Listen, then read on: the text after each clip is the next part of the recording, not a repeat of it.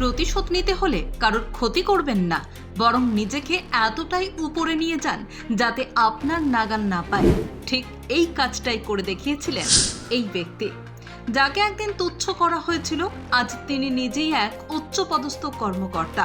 কিন্তু কিভাবে হলো এই অসাধ্য সাধন? আজকে স্টোরিতে বলবো সেই কথায়, সঙ্গে থাকুন। ৩ বছর আগে এসডিএম হওয়ার পর যে নারী নিজের স্বামীকে ছেড়ে দিয়েছিলেন, আজ সময় তাকে এক কঠিন জবাব দিয়েছে। এই গল্প শুধু ভাঙনের নয়, এই গল্প ছাই থেকে ফিনিক্স পাখির মতো জেগে ওঠার একটা গল্প। গল্পটা শুরু হয়েছিল একটা স্বপ্ন নিয়ে। যে স্বামী দিনরাত এক করে পরিশ্রম করেছিলেন স্ত্রীর পড়াশোনার খরচ জোগাতে, নিজের সুখ বিসর্জন দিয়ে তাকে বড় অফিসার হওয়ার পথে এগিয়ে দিয়েছিলেন, সেই মানুষটিকেই পেতে হলো চরম অবহেলা। ঘটনাটি উত্তরপ্রদেশের। এসডিএম হওয়ার পর যখন জ্যোতি মৌর্য তার স্বামীকে ছেড়ে চলে গেলেন, তখন এই অসহায় মানুষটি অনেক অনুরোধ করেছিলেন, কিন্তু ওই ক্ষমতার মোহে এবং অন্য এক উচ্চপদস্থ কর্মকর্তার সাথে সম্পর্কের টানে জ্যোতি আর ফিরে তাকাননি পিছন দিকে। কিন্তু সেখানে কি সব শেষ? না, ভেঙে না পড়ে এই অলোক নিজের কষ্টকে শক্তিতে পরিণত করেছিলেন।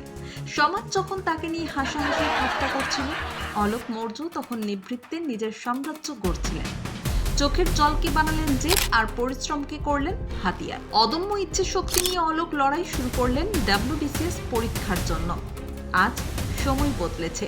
যে মানুষটাকে একদিন অপদার্থ ভেবে ছুঁড়ে ফেলা হয়েছিল, আজ তিনি একজন WBCS অফিসার হওয়ার পথে।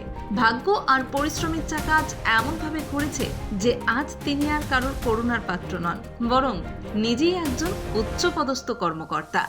এটাই হলো ভাগ্যের নির্মম পরিহাস এবং যোগ্য জবাব। এই বাস্তব ঘটনাটি আমাদের একটাই শিক্ষা দেয়, প্রতিশোধ নিতে হলে চেঁচামেচি বা ঝগড়া করে নয়, নিজেকে এতটাই সফল করে তুলুন যাতে আপনার প্রাক্তন শত্রু আপনাকে নিচ থেকে উপরের দিকে তাকাতে বাধ্য হয়। কারোর অবহেলার জবাব দিতে গেলে নিজেকে বদলে ফেলুন, ভেঙে পড়বেন না। মনে রাখবেন, সাফল্যই হলো দুনিয়ার সবথেকে বড় প্রতিশোধ। কেমন লাগলো আজকের এই ভিডিওটি? ভালো লাগলে কমেন্টে জানাতে ভুলবেন না। এই ধরনের আরো ভিডিও পেতে আমাদের চ্যানেলটি সাবস্ক্রাইব করে রাখুন।